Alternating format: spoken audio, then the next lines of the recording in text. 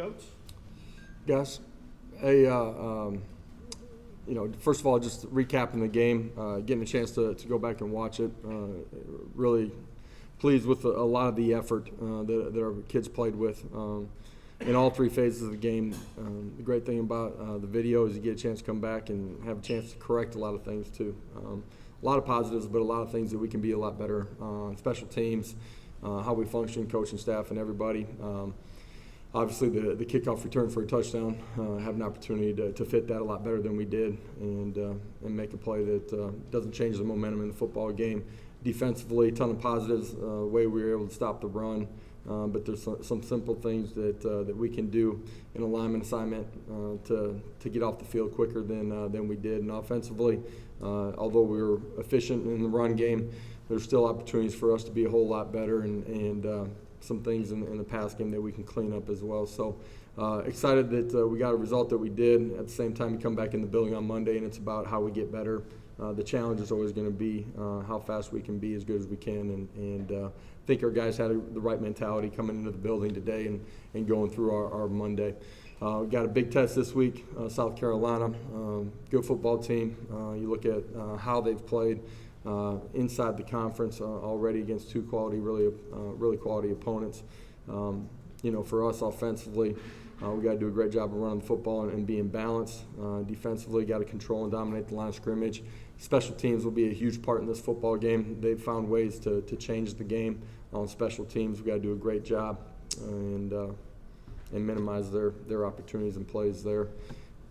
I mentioned it earlier, but our crowd has been phenomenal in the two road games. Ton of support, ton of people showing up, great energy the last couple of weeks. Great opportunity this week with a big football game for us, being back inside of Neyland Stadium here, being gone a couple of weeks. Can't wait to see that thing packed out and create a really good home field advantage. It's a unique opportunity for us fans and as a program to honor one of the greats that has come through here too, Al Wilson on Saturday, being able to recognize him. Going into the College Football Hall of Fame this year, a day that's designated towards him. Just in the short time of me being here, getting an opportunity to know him, his passion and his care for this program is real. His impact as a player obviously was real. Love nothing more than hearing some of the stories of him as a great leader and obviously a great player inside of our program while I was here, listening to a bunch of his teammates in particular as guys came back in spring football. I might have been around the spring football game and just getting a chance to hear those guys. So with that, I'll open it up to questions from you guys. Questions, we'll start with Adam, then we'll go to Wes. Josh, you've talked a lot about the last 48 hours, obviously, before a game. What's the origin of that? Is that something that you picked up to emphasize as a player or coach over the years? Where did that come from? I just think finishing the process out the right way. Tuesday and Wednesday are heavy work days for us. Thursdays are walk through. Friday we pick up the speed on the practice field, being engaged. If you're a two and not getting the rep, being lined up, getting the mental rep, it's impossible to get everybody every rep with every call on either side of the ball against all the multiple formations or defenses that you're going to see. And so being completely dialed into that process, not tight, but dialed in when it's time to work. Being on time, doing the right things as far as what you look like when we're traveling, our meetings at the hotel, being on time to pregame meal, all of those things play into keeping the most important thing. And when you're in the football setting, it's football. But you didn't pick that up from somewhere else? Not every coach says the last 48 hours. That's kind of your thing. It's been our thing here because we haven't been as consistent as we need to be, and as you point those things out, that's the reality of where I think we're at as a program. Our practice habits have continued to get better. We still got to improve there, but the last 40 hours have been a point of emphasis for everybody in our program, pointing out some things that weren't right this past week too. And sorry, one more on that. Where do you see in a game where does it show up that the last 48 was good, and where does it show up that the last 48 was bad? It shows up in the little things. Some of those are big things that you guys see.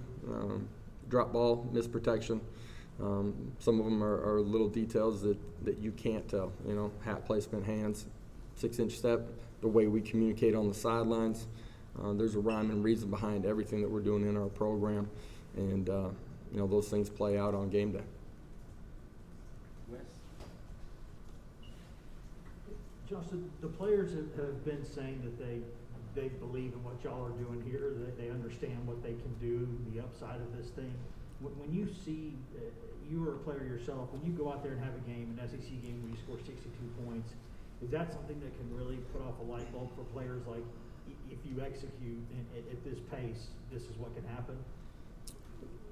The end result of the performance on Saturday, the good in all three phases, right?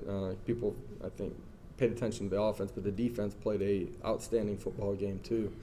The result is awesome because of the work that the players have been putting in. Sometimes that's not recognized or seen by fans or the TV audience when you play a football game. But the process, as we continue to grow in it, should lend itself to more consistent performances. Absolutely, the performance from the other day should create buy-in from our players and trust in what we're doing as a football staff and everything that we're doing, from strength and conditioning to nutrition to our on the field, calls, playbook, whatever it might be. Eric? Looking at South Carolina, what are some of the challenges they do offensively and defensively for you guys? On the defensive side of the football, they've been really good up front. They've created turnovers. They attack the football. We got to do a great job of taking care of it the last 2 weeks. That's been really important, done a good job. There's things that we've pointed out on film where the ball is loose, and you got to be ready for a defender to be there, and we can be more consistent, better with the football in our hands. Offensively, we got to do a great job of dominating the line of scrimmage. I think that's going to be critical in this football game, force them into third and long situations, and then be able to play really good third down defense. And that can be, base 4 down, or it can be bringing pressure, or it can be drop 8 too. I didn't think we executed early in the football game the way we're capable of on third down. Ben and Rob.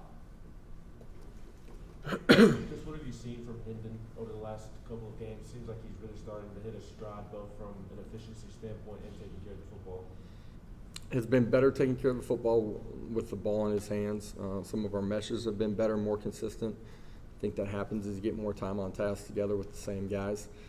I think as much as anything, great comfort and understanding in what we're doing, the tempo. He's been really in control of what's going on at the line of scrimmage.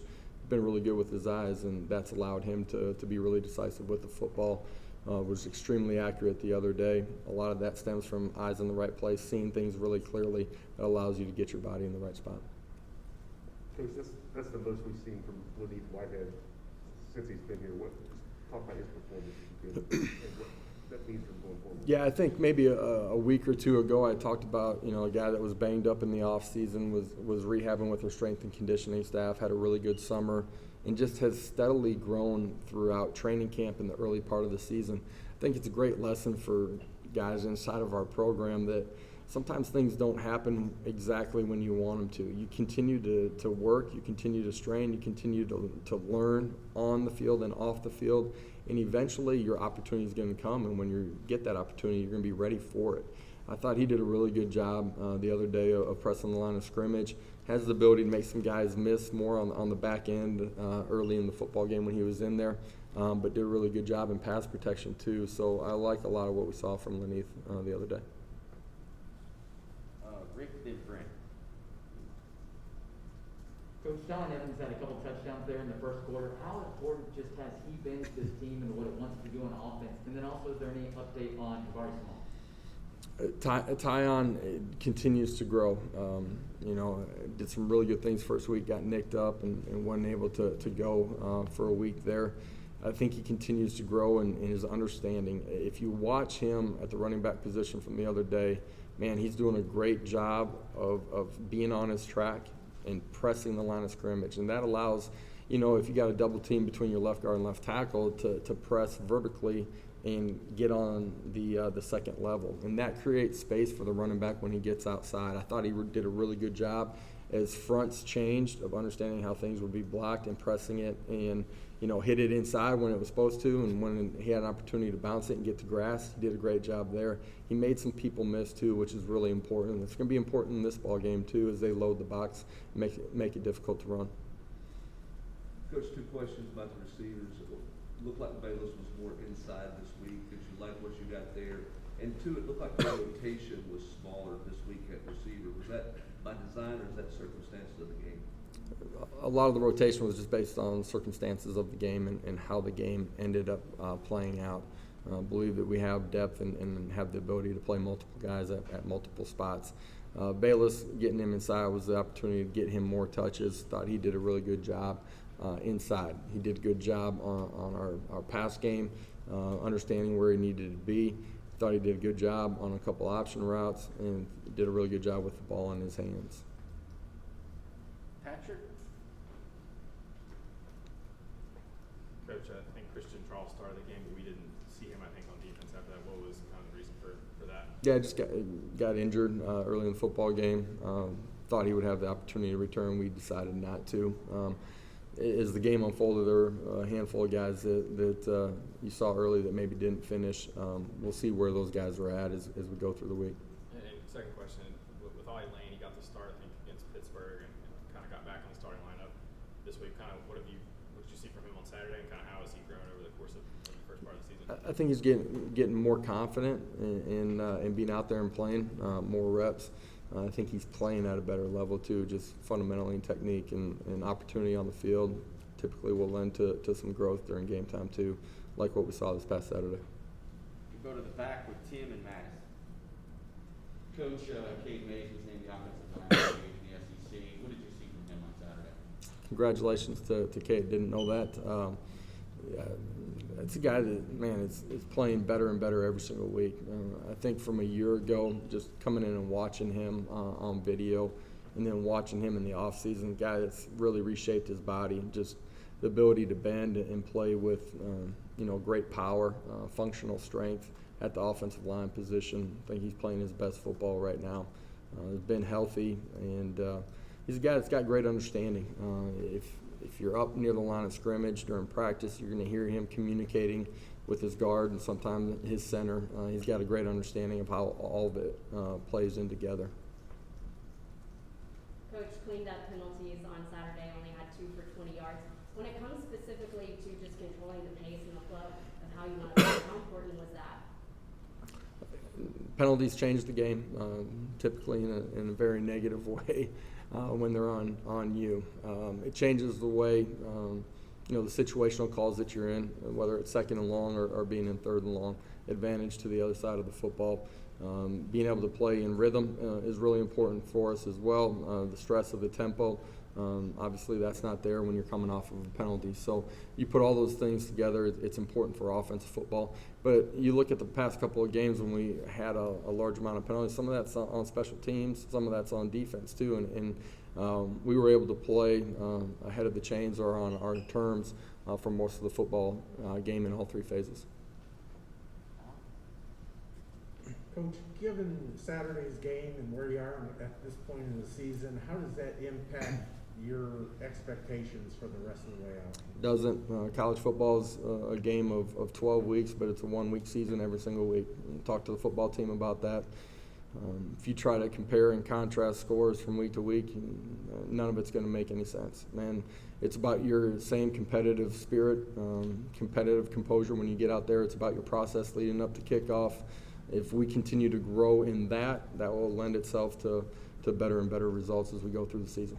And I noticed the order was off of the quarterback depth chart. Is Hooker actually the one? Hendon will be the one this week, yes. Adam? UCF, you coached a team that was undefeated in the regular season. These guys did not win much last year. Should a team react differently to winning depending on if they're used to it or not? They pay attention to the outside noise, positive or negative. They're letting circumstances, control who they are on a daily basis that have no bearing of what's going to happen in a competitive environment. For your friends, your family, your girlfriend, your dog, right? They get to talk about what happened the previous week. As a competitor, the tough thing and the great thing is that when you come back in the building, man, it's on to the next one, and the only thing that matters is the next one. So we're only as good as we are next Saturday, 12 o'clock against South Carolina.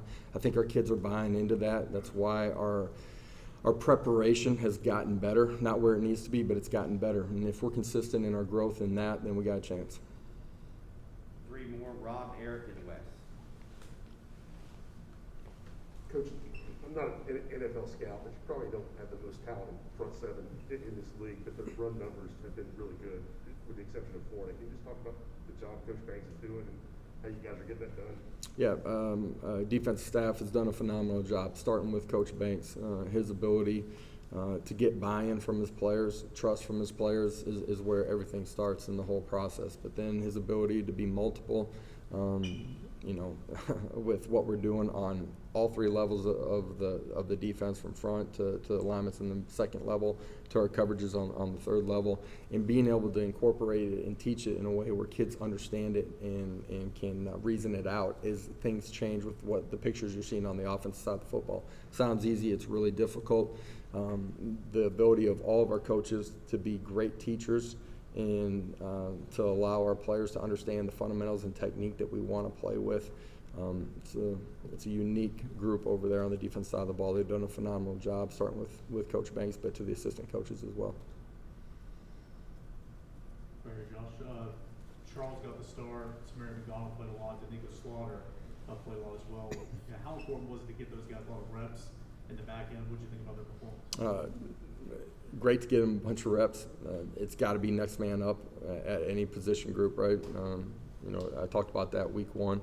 It plays out as the season unfolds, and you don't know when it's going to happen. You better be ready to smash your opportunity when it comes. Those two guys have done a really good job with the opportunities that they've gotten. I thought Nico played, seamless throughout the course of the day. T-Mac did a lot of really positive things on the back end. There's a couple of things that he can do better with his eyes. But for young players, I thought there was a lot of positives and a lot of growth. Finish with Wes. Josh, it's been a couple weeks in a row now where there's been, either a small breakdown or a big breakdown on special teams, and that's something that wasn't there earlier in the year. Is that just the flow of the season? Sometimes you get into a little bit of a rut there, or what can get cleaned up there? Doesn't matter, right? There's no asterisks next to a play that said, this is the third team, kickoff cover guy that's on there. End of the day, we can be better than we were last Saturday, and we need to be. For us as a program, it's a phase of the game that we have to win. We've shown that we're capable of it. We got to be better. All right, thank you, Coach.